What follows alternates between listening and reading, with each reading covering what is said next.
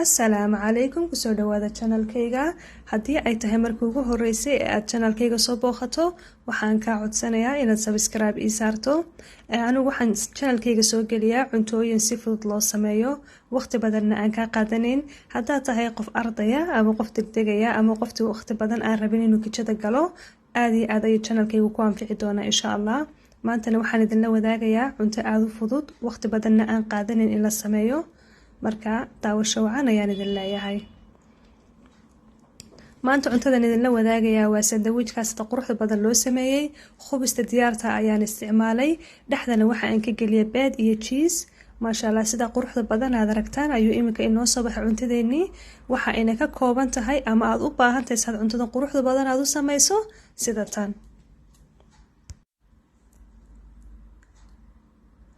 waxaan ku haystaa cheese, tuna ama kalluunka tunada, tuna fish, karo aan soo xoqay iyo filfil.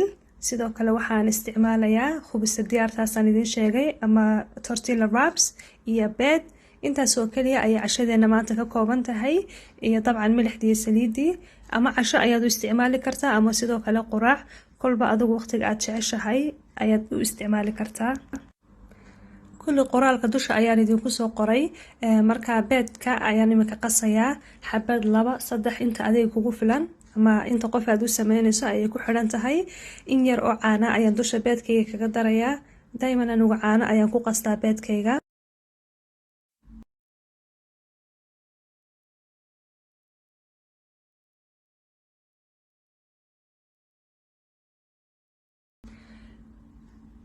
iminka waxa aan ku darayaa in yar oo filfil ah. daa'iman anigu markaan beedka samaysanayo filfil ayaan ku daraa, waayo dhadhanka ay macaan ay u sameynaysaa. haddii dadka qaarkoodna beedka urtiisa ay necab yihiin, markaa urtana way ka yara jabinaysaa. iminka maqlahayga ayaan saliid marsanayaa, dab khafiifa ayaana saaray. waxaanan ku shubayaa beedkayga, waxaanan sugayaa intuu dhinaca ka bislaanayo. dhinaca hoose ee dabka xigta intuu uu ka bislaanayo ayaan yara sugayaa. kadib dusha waxaan kaga darayaa kaarootadeydii ama kaaroogii aan soo xoqday ayaan dusha kaga darayaa.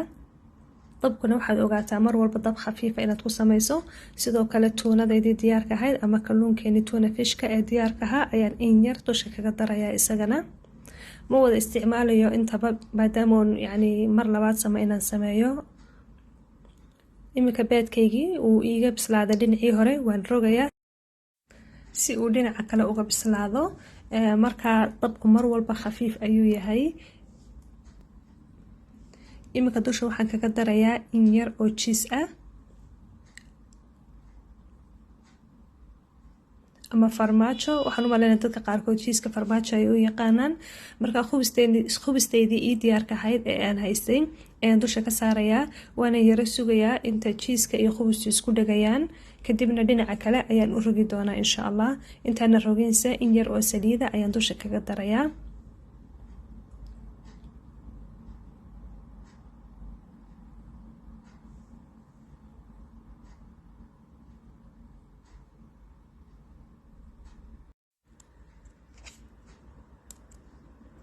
iminka in qayb labaad ayaan dusha kaga darayaa cheesekaygii. waana yara sugayaa haddana intuu cheesku isku yara dhalaalayo. kadibna insha Allah khubista ayaan dhinac usoo laabaya ama aan usoo jebinayaa. maasha Allah, qurux si fiican bay hoosta uga bislaatay. waana inoo diyaar cuntadeennii, waqti badanna may qaadanin, waana cunto tayo leh maasha Allah. iminka xabadii labaad ayaan soo sameynayaa. sidii aan markii hore idinku sharaxay ayuuman xabada labaadna u sameynayaa. daawasho wacan.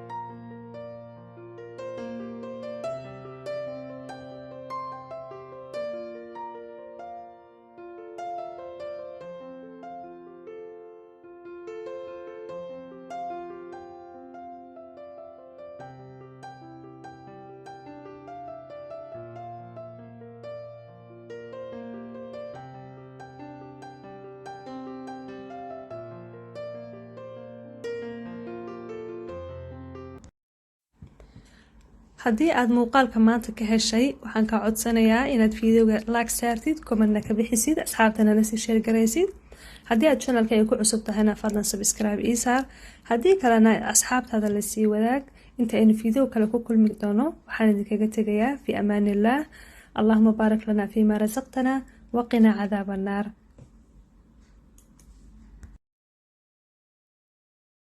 ma jiro hoos ruux u geeya amaba hore kuu kaxeeya naftaada adaa hogaansha adaa haya keenadeeda halkaad u jihaysa weeye kun haybood noloshu weeye kun hawlood baa ku xeeran kun bay hakisaa dhalaa